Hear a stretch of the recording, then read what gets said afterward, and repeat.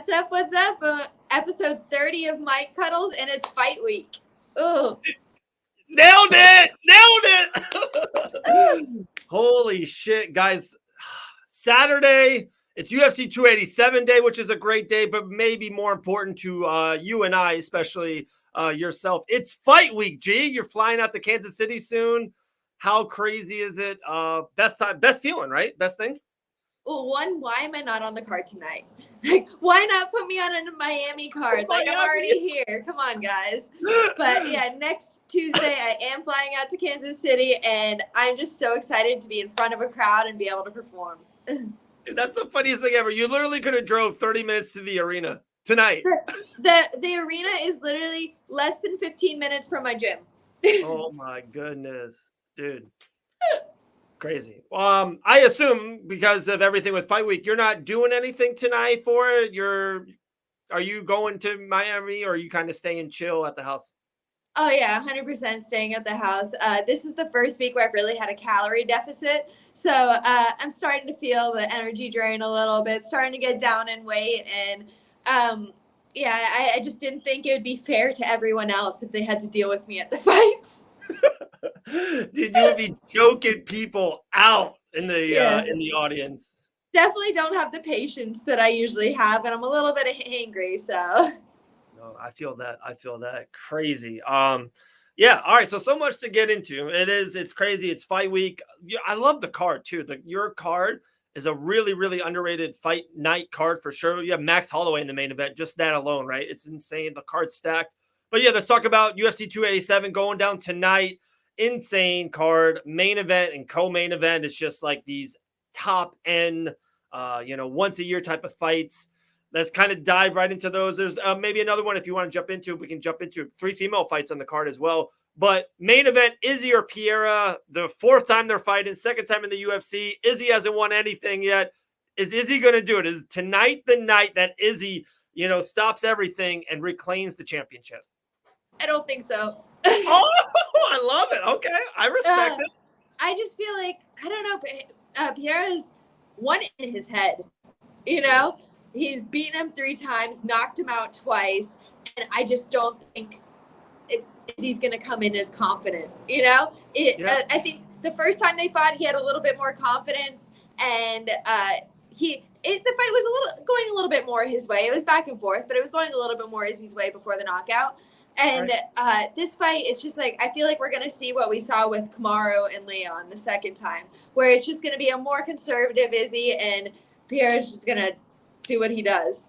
Wow, so crazy. No, great take by you. I actually have a question just on the take, but just on my take, I think Izzy is going to get the job done. I think he is. I think he knows how important this fight is for him, for just like the whole legacy or GOAT or middleweight, all that. Because if he loses to Piera right here, like there's probably no way, and I hate saying this because I don't want to, it sounds like kind of boxed in. There's no way he can ever become the greatest middleweight ever. There's no way he can become these all-timer, because it's so hard. Like DC had a rivalry against Jones, and Jones won the rivalry. Like he beat him. Like DC can't be ever above Jones in any kind of top 10 list, top 5 list.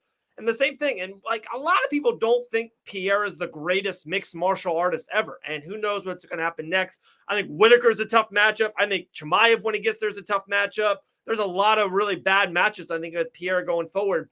But if Piera beats him, like that's it. Like Izzy, you can't.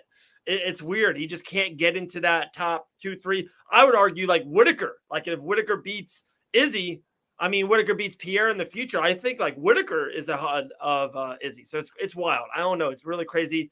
But what I was going to ask you, with you doing it, with you fighting people before and you in the gym training and sparring, is there just some people that regardless of how good you do and whatever happens, is there just some people that just kind of have your number and have like your time and in space? Is there just a bad matchups out there? Is this just a bad matchup for Izzy? I think so, yes. He would just have to make a lot of technical adjustments to be able to win this fight. And I feel like also if he did win, it would be, it's a fight that's not necessarily him that he'd have to fight. Because I think Izzy's way to win is to wrestle, is to take the fight to the ground, is to make it more of a grappling fight. And that's where he was more dominant in the first matchup too. And it's just like, that's not Izzy's style. That's not who he is. He's been a striker his whole life. He's outstriked people his whole life. Everybody except Pereira. Yeah. Imagine like, dude, it's you versus Wei Li the summer of 2024. And for some, whatever, like everyone's like, oh, dude, G's going to get her back. Going to get the choke. It's what you do. It's how you just won 4 in a row with Mackenzie Dern as one of those wins, of course, but you win 4 in a row. But imagine, you just kind of outstrike Wei Li. You out jab her, you leg kick her, you really land the calf, and it's like you just keep on going. Your coaches are like, gee, just keep calf kicking. It's one of those things. It's so hard to. It would be different to picture you winning the championship without you rear naked choking the person. You know what I mean? It's one of those things. And imagine Izzy wins the championship by wrestling. It's like, what? Or at least integrate the wrestling into it, because you might see me outstrike people in the future, but because I'm integrating my wrestling, like Merab did to Jan a couple weeks ago. Merab was outstriking Peter Yan the whole fight, and in no way is Merab a better striker than Peter Yan. But he was doing it, making him constantly defend the wrestling, and then have to defend strikes too. And it's like, that's what opens up the strikes. So even if we saw that much from Izzy, him just implementing the threat of wrestling and then using that to land some clean shots. Dude, that's such a great point. ESPN, get G on the desk. What are we doing already? You see that Poirier's on the desk this weekend? Yeah, I think that's going to be really interesting to see Poirier on the desk. I feel like it's interesting also that they put it on a card where Masvidal is the co-main event, because they're very close. So it's I think it's going to be hard to be an analyst on your best friend's fight. Yeah, very true, very true. And I don't know the two ways. One, maybe they just want him to start doing it, and this is this is a big show. They're just getting him going and started. Or two, let's just be honest, the UFC is no dummy. They're a freaking $12 billion company. Maybe they have him there for a reason, because if Gilbert wins, and maybe they know that they do want to do Leon and Covington already, maybe it's Poirier as a welterweight against Gilbert Burns next. That would be sick.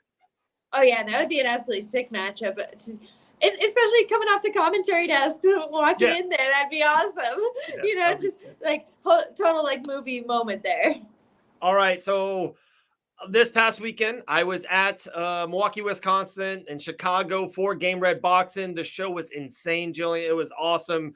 Just literally being in the same room with the autograph sign-ins and the post-fight media things. It's Jose Aldo and Showtime Pettis and Vitor Belfort and Roy Jones Jr. It was so sick. But it is Game Red Boxing, and Jorge Game Red Masvidal was not there. He was serious about training and not flying. He could have took a private jet, left at 5 o'clock from Miami, got there at a decent time, made the show. But he said, like, guys, I need to win this fight. And as a weird way, as much as, of course, I would love Jorge if he was there, right? I love that he wasn't. It stamps that he knows how important and vital this fight is. He's a humongous betting underdog as well. Where are you at in this co-main event? This is a crazy fight. Crazy. In Miami? Jorge in Miami? Come on. It's definitely a crazy fight, but I think it's a very bold fight for Jorge. Yeah. I think it's just like, he hasn't fought necessarily. He hasn't been a contender in years, I don't feel like. And you're taking on a huge matchup in Gilbert Burns in front of your hometown. It's a lot of pressure on your shoulders. Plus, he's thrown out that he might retire after this. So it's like, there's just a lot of elements where I don't know. I think it's a very bold move for him. I agree. And like the of course, as me, definitely I'm a game bred guy, and not even everyone, of course, brings up the wrestling aspect and the jits aspect of Gilbert's thing. The other thing about Gilbert that I think is underrated is not even just his striking, his ability to take a strike and keep going. Like Usman pounded on him, Chimaev pounded on him, and these are big boys. And you saw what Usman did to Jorge. Like, I don't like that aspect, because I feel like Jorge's got to catch him. But even if he catches him, like, it won't be that him to Till moment or him to Asker moment. It would be kind of what he did to Colby in a little way. Like, he got him, but it wasn't enough to stop the fight or end the fight. And that's not the greatest thing. Like, I don't think that's the best thing for Jorge. Like, I feel like that's how he needs to win, is just an insane punch that, of course, he can do. But when he did it to Till, the fight was over. Like, Darren Till was in La La Land. I don't know if he can do it to Gilbert. Like, I'm worried. I'm worried. And it's like, no offense to Darren Till, but Gilbert's a dog. Yes. Gilbert's going to keep coming at you. He's going to be pushing the pace, and it's just he doesn't have that quit in him, or he's not going to slow down at any point, and it's just I don't see it going Masvidal's way. I think that it's a pretty solid fight for Gilbert. For sure. Is there Giannis and Font is on the card. It might be probably the best fight on the card. Ruiz Jr., 18 years young, still second fight. I know Michelle Watterson, Lupi Godinez, a lot of female fights on the card. Is there another fight that really interests you, that really grabbing your attention?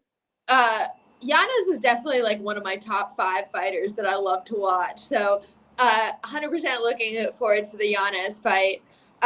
Lupi and Cynthia Calvillo, I think is a very interesting matchup. Yes. I'm actually, one of the fights I'm more intrigued by is probably that fight. I think it definitely has contender possibilities in it, or at least getting top 5. They're getting up there now. Those girls that's high level in my new division. So I'm definitely very interested to see how that fight goes. And having you and your Calvillo's name has been attached a couple times before, right? Even for grappling and stuff of that nature. Excuse me? Has your name and Calvillo's name been attached before? Yeah. Okay. Me twice actually. Okay, I thought so. I fought her as a pro on 5 days notice for me. Right. So we had one fight. We actually got fight of the night too. We went to decision, and then we did a grappling match against each other where she won in OT. And I think I remember this. I think you and I talked about this when we were in Pensacola for Island Fights. Wasn't that fight the last time you got a bonus for a fight of the night or something? Yeah, probably. All the stoppages, you literally have it's funny. I'm not even saying this because of who you are and everything. Your highlight reel is one of the best highlight reels. Your highlight reels are sick. And all the times the reels, Goat Shed does such a good job of course, that choke on Agapova. Your highlight reels are insane. The Courtney Casey at the bottom, you have some really sick ones, and it's no bonuses. Gee whiz. And looking at I believe you mentioned it earlier, looking at the lineup of the card that I'm about to be on, I was there's no way I'm getting 50K this fight. I'm there's just too many good they're all 50K fighters on the card. I know that Billy Quarantillo and Edson Barbosa are the co-main event. I'm how is that not a 50K fight? I know that, I don't know. There was a handful of names that I was just looking at the whole card, and it was all people who I'm oh, he could get the bonus. He could get the bonus. He could get the bonus. They're all just scrappers who go at it till the end, where they're not necessarily they don't want to be the most technical. They want to fight. Right. I'm those are the people who are getting the bonus, and they're all on my card. All right, I'm going through it right now. Pedro Munoz versus Chris Gutierrez. Another one, dog. Pedro. Dude, Clay Guida versus Rafael Garcia. I just remember looking at the whole card. I'm every other fight, I'm oh, that's a 50K fight. Oh, that's a 50K fight. That's a 50K fight. Brandon Royval, he's a dog. He goes after it. Yeah. Honestly, huge. Like I said, top 5 or top 10 for Yanez. Royval's up there for me too. Absolutely love Royval's style. Yeah, he's awesome. He's actually he's just so fun to watch. It's very much your style.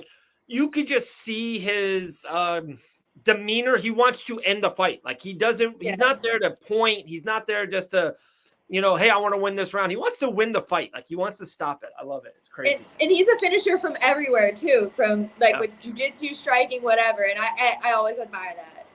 All right. Do you know what happened on September 17th of 2022? I think I do. Okay. That was your last fight against Gapapova, the choke at the Apex. April 15th, a week from today, 2023, your first fight of the year. Just hearing that out loud, when I looked it up, I was God dang, gee, that's 7 months not fighting.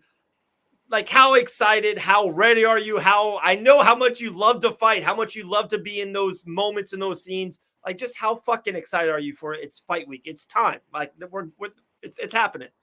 I feel like this camp, I don't know, I'm more excited than I have been in a long time to fight. I think that I've just been so dialed in. Like, it might have to do with the cut to 115 because I literally don't have 1 minute of the day. I'm not thinking about fighting, not thinking about cutting weight, not thinking about anything but this girl, not thinking about anything but Piera Rodriguez for the last 6 or 12 weeks. Wow. So I feel like just me being so dialed in, so focused, I really just feel more than ready for this fight. And like you said, it's been a long time. Right after that fight, I was calling them like, all right, when we get back in, when are we going to do this? They told me, all right, January, February. And I don't think I got my contract till like January or February. So it was definitely more delayed than I expected. But to be able to be back there next week in Kansas City with a full audience is the most exciting thing for me. I'm just so happy to be out of the Apex. Right. I remember after your fight, the Orlando show was happening and you were really trying to get on that. That was at the end of the year. And then how funny is it? Literally tonight in your backyard, 15 minutes from your brand new house apartment where you're living, 15 minutes away is the fights, but they have you going to Kansas City. And I love that. Like, just the same thing, not to bring it up again, but Game Bread Boxing was in Milwaukee. It was so cool to be, I forgot it in a weird way, to be, it's a huge NBA arena. The place was loud, was packed, and it was just this different environment. I had this video, Pearl Gonzalez and Gina Mazzani box. I don't know if you saw highlights of it. The fight was insane, G. It was an awesome fight, and at the end, it's Forrest Griffin, Stephan Bonner. They're just like going, and then like the crowd is so loud, like my hair on my arm is like goosebumps. It was so cool to be in the crowd. So it's I cannot wait to get the choke and the place goes bananas for you. There's just, it's a different type of energy when you're fighting. You just feel it. You can feel the crowd there. And I feel like, I don't know, it adds to everything, and it's why I love this so much. I'm like, it doesn't feel the same winning at the Apex. Like, sure. You're just sitting there getting your hand raised, you're like, woo, like, nobody else cares. Yeah. But whenever there's the crowd there, it's really, like, you can just feel the energy. Two last things we'll let you run. Busy week ahead of you flying out to Kansas City, UFC 287 tonight. One is, I would assume you know because of you, is Kansas City okay with the marijuana? Do you have to stop? Can you smoke the week of or the day of, or how far? What's the issue of? Actually, Florida and Nevada are the only two states that the UFC actually, like, they don't care about THC 100%. So any other place in the United States where we fight, they typically have us under certain levels that we're allowed to have in our system. So I'll probably have to stop, like, any THC ingestion probably about like 7 days out, make sure that I'm good to go for the fight. But I want to get back to either Florida or Nevada for my next one.